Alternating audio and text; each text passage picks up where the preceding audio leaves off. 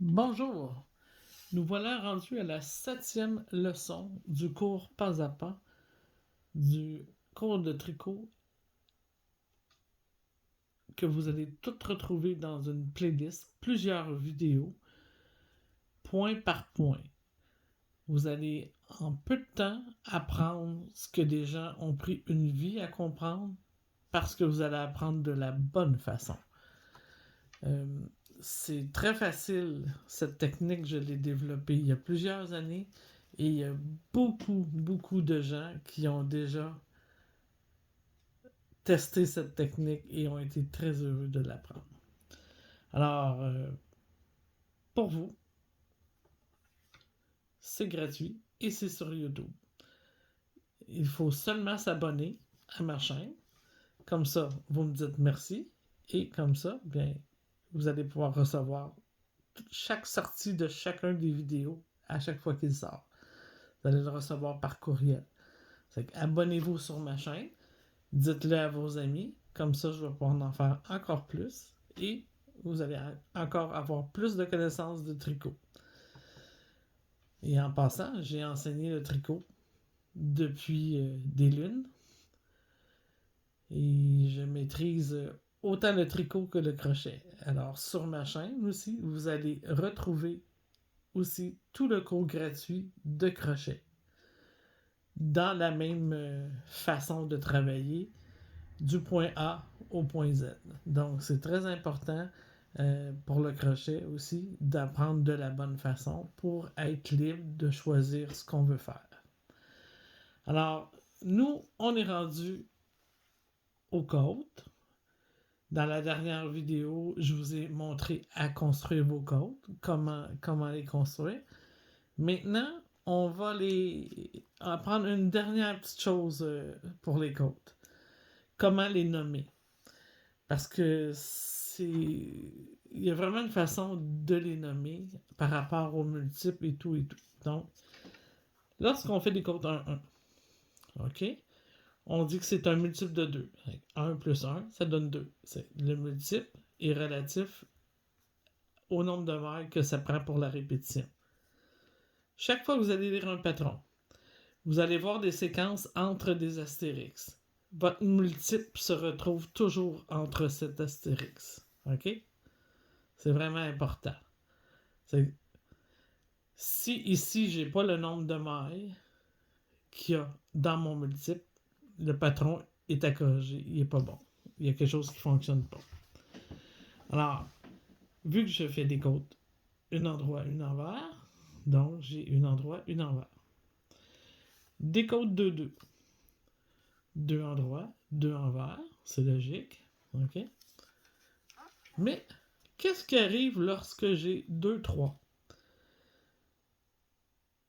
Le chiffre qui est marqué en haut à gauche représente toujours les mailles en droite. Et le chiffre qui est en bas à droite représente toujours les mailles en vert nommées. Alors ici, pour une côte 2-3, j'ai 2 en droit, 3 en vert, que je vais répéter. Alors ici, j'ai un multiple de 5. 2, 3, ça fait 5. Souvent dans le titre des côtes, on comprend le multiple tout de suite. OK? Ici, j'ai 2, 1. Et ici, j'ai 1, 2. C'est les mêmes chiffres, mais pas à la même position. Et c'est là qu'on va comprendre l'importance de la position. Ici, j'ai 2 endroits, une envers. Ici, une envers, une endroit, excusez, et 2 envers. Parce qu'on va les faire selon la position donnée. D'accord? C'est de cette façon qu'on va nommer nos côtes, selon la position du chiffre. Si c'est à gauche en haut ou à droite en bas. Ça, c'est très important, c'est une notion à savoir. Parce que ça peut arriver des fois que vous allez recevoir un patron avec pas beaucoup d'informations. Puis la personne qui a fabriqué le patron savait pas ces choses-là, donc elle a pas mis assez d'informations. Alors, vous allez être obligé de le découvrir par vous-même, mais là, vous allez le savoir.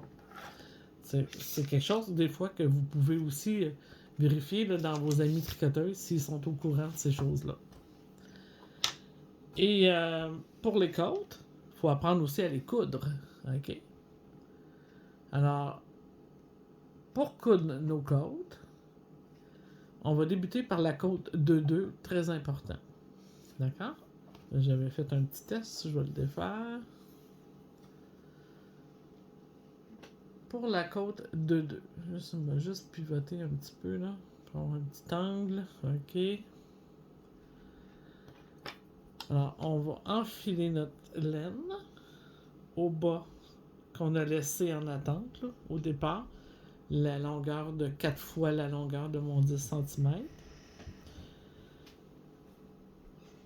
Pour coudre mes côtes de 2, c'est exactement comme coudre du jersey en droit. Oh, j'ai un petit reflet, hein?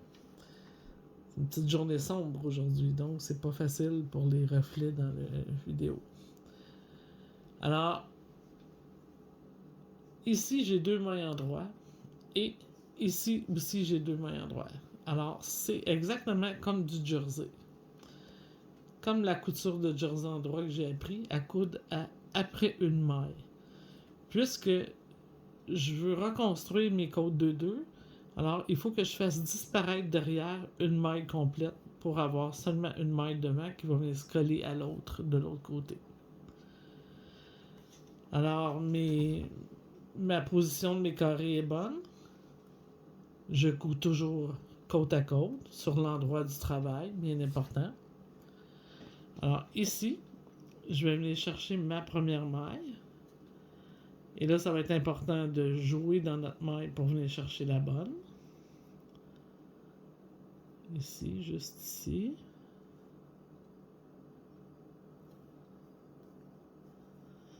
Et là, regardez, ici, là,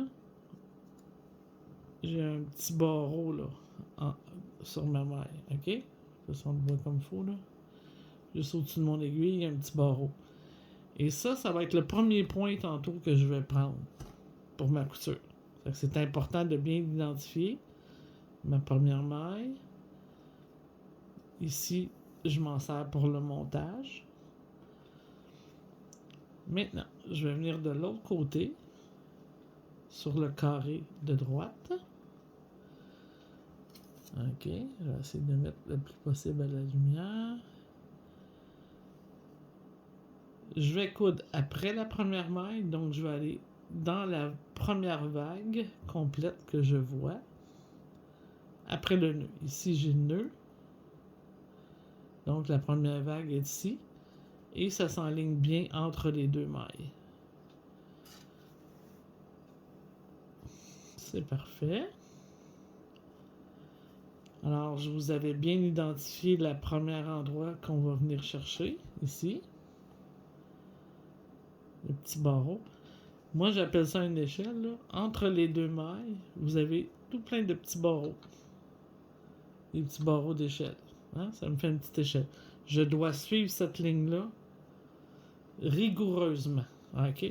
On ne bifurque pas dans la maille à côté. Si on veut avoir des côtes 2-2, mais c'est important de bien saisir ça. Ici, ma première maille, mon premier petit barreau est ici. Et vous, j'ai ma première maille ici, donc le petit barreau ici. Entre mes deux mailles. Très important.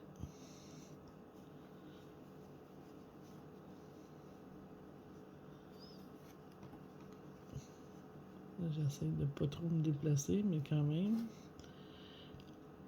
Et comme la couture de jersey, là, on va toujours suivre un barreau à la fois, un au-dessus de l'autre. Alors, j'ai sorti ici, hein, j'ai comme un bon trou. Je vais aller chercher mon petit barreau suivant. Même chose de l'autre côté. J'avais sorti ici. Je viens chercher mon petit barreau suivant.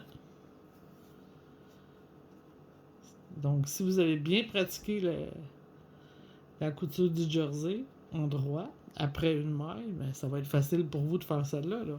Hein? Mais pratiquez-la pareil. Pour comprendre la beauté d'une couture bien faite, il faut la pratiquer. Et la réussite de ma couture aussi dépend toujours de mes mailles de bordure. Comment j'ai fait mes mailles. Si j'ai laissé une erreur ou j'ai mal terminé une maille au bout d'un rang, eh bien, ça se peut que ma couture soit moins belle. De là l'importance d'avoir défait ma maille pour bien la récupérer. N'ayez pas peur de défaire votre travail. C'est ce qui va faire votre réussite.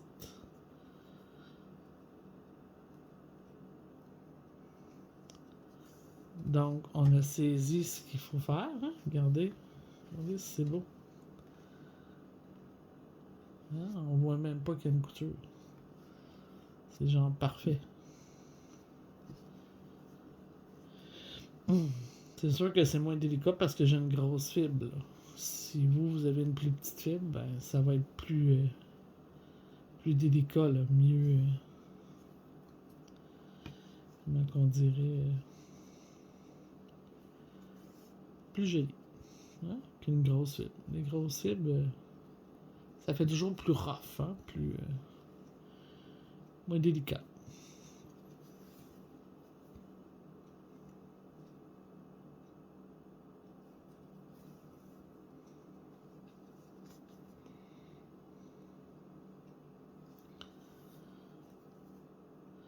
Alors, si vous avez compté vos rangs, c'est ce qu'on va voir. Hein? Vous allez arriver, sinon vous n'arriverez pas en haut. Et tant pis pour vous.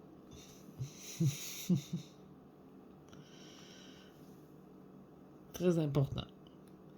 Habituez-vous là, à avoir votre feuille, comptez vos rangs. Parce que tantôt, là, dans les prochains points, si c'est pas quelque chose que vous avez acquis facilement, hein, ben vous allez vous en mordre les doigts. Ça doit être un réflexe. Là. Ici, là, la dernière là, est sous le rabat. Hein? Elle est bien l'identifier. Là. De l'autre côté, ça va être plus facile. Le rabat, là, c'est comme la fin du rabat, donc c'est pas pareil. Alors voilà. Ma couture de côte 2-2. On voit que du feu, hein? C'est genre parfait. Et on se souvient qu'une couture, ça doit être souple et non rigide. Fait que je peux l'étendre un petit peu, là. Parce qu'elle doit avoir de l'élasticité. Quand je l'étire, elle doit revenir. Si vous l'étirez et elle ne revient pas, il y a quelque chose qui ne fonctionne pas, là. Soit vous avez trop fourché vos laines en faisant votre couture.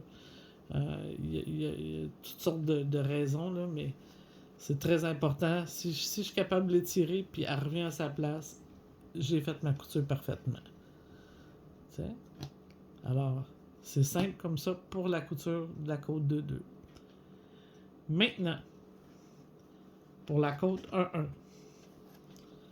je reprends mes échantillons de côte 1-1. Celle-ci, elle débute par une maille en droit et se termine par une maille en droit. Alors, je ne peux pas coudre après la première maille. Je vais coudre au centre de la maille. Comme le jersey en droit, quand on fait la couture au centre de la première maille, c'est exactement pareil. Et de cette façon, on va venir reconstruire notre maille en droit pour que ça donne le même look qu'à côté des côteurs. Alors, si vous faites un patron et on vous donne un nombre de mailles pair pour vos côtes, mais vous ne pourrez pas coudre de cette façon-là. Alors moi, je trafique toujours le patron. Soit j'ajoute une maille, soit je n'enlève une, mais je veux avoir un nombre impair pour pouvoir coudre de cette façon-là. Parce que j'aime moins la couture que ça donne quand c'est une maille en droit sur un côté puis une maille envers sur l'autre. J'aime mieux quand j'ai un nombre impair. Alors, je peux coudre mes deux endroits côte à côte.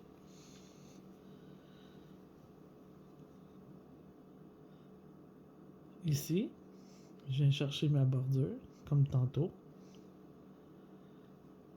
Toujours faire attention pour pas aller en chercher trop loin dans le tricot. Juste le montage que j'ai besoin. De l'autre côté, je vais venir au centre. OK? Cette fois-ci, je vais pas de l'autre côté de ma maille. Je vais dans le centre. Comme ça ici. Maintenant, je vais venir à l'intérieur de ma première maille et je vais venir chercher ça ici. Comme ça. La première est toujours un petit peu plus difficile à voir, là. Je vais essayer de jouer dedans pour vous montrer comme il faut, là. C'est ici.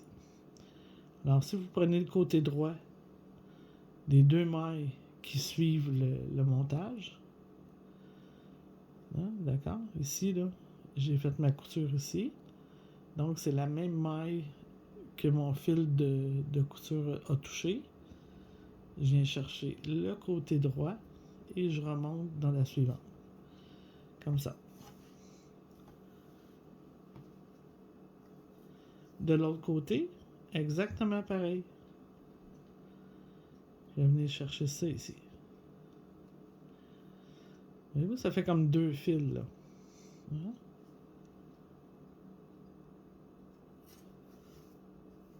Je suis au centre de ma première et de ma dernière maille. Je viens chercher juste au-dessus, au-dessus d'où j'avais sorti, comme ça.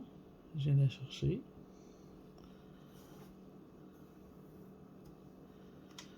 Dans le fond, c'est comme coudre à tous les deux rangs, hein?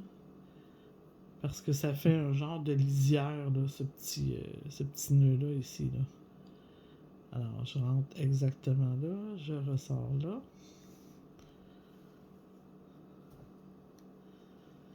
Je reviens ici. Et est-ce qu'on va avoir des beaux projets en vue à cette heure qu'on va savoir des belles coutures comme ça? N'est-ce pas? Pourquoi s'en priver, hein, quand on sait bien les faire?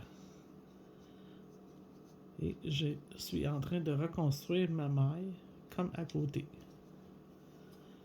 Ici.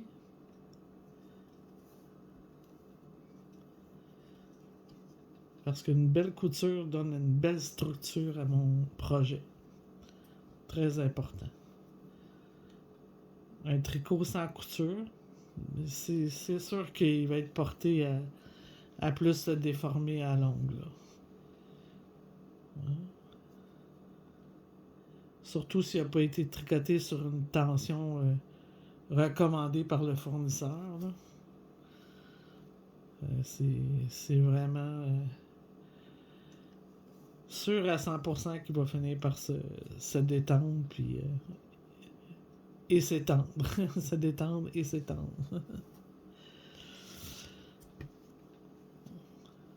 Tiens, regardez comment c'est beau. Hein, c'est bien parti. Et là, la même chose. Vu que j'ai bien compté mes rangs, j'arrive bien en haut. On va aller voir ça. On va aller jouer dedans comme il faut pour le replacer. Oups, j'ai pas terminé jusqu'en haut. En bas ici, je vais venir le placer aussi. J'ai peut-être pas assez tiré là, sur ma corde, mais on voit l'effet pareil. Donc, voyez-vous comment c'est vraiment beau? Ma côte au 1-1 se poursuit. Et même chose, si je l'étire, je vois que du feu. Hein? Et elle reprend sa forme. Très important. L'élasticité de votre tricot. Si votre tricot n'est pas élastique, puis qu'il reprend. Tu sais, il peut être élastique, mais s'il ne reprend pas sa forme, c'est que votre tension n'a pas été correcte. D'accord? Là, ça fait un petit peu bizarre là, parce que j'ai pas été jusqu'au bout, là, mais c'était l'idée de comprendre la couture des côtes 1-1. Alors, c'est merveilleux. Sur le côté, regardez, on voit rien. Là. Ça paraît même pas. Alors, c'était les coutures. Maintenant, amusez-vous à coudre. Très important. Votre outil aussi, c'est important. Là, la bonne aiguille. Toujours avoir une aiguille avec un bourron. Un gros chat. Et autant que possible, de la même grosseur que votre laine. T'sais? C'est très important. Comme ça ne déforme pas les mailles. Aussi, vous n'allez pas fourcher vos brins de mailles. C'est vraiment important. Alors, on se revoit pour la prochaine vidéo, qui sera le point de riz, et que vous allez apprendre encore des nouvelles choses.